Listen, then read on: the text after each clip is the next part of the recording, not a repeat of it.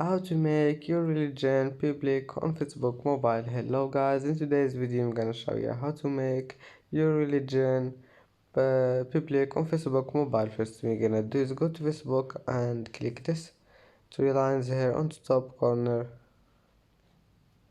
Click settings and privacy and then settings, and now click this one, profile information, and then you will find here basic info. Click on edit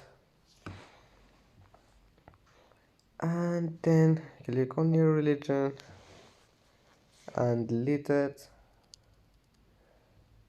or select any religion or anything and then just click here and click public and click save. And that's it for today's video. If you like this video, don't forget like and subscribe, and see you in the next video.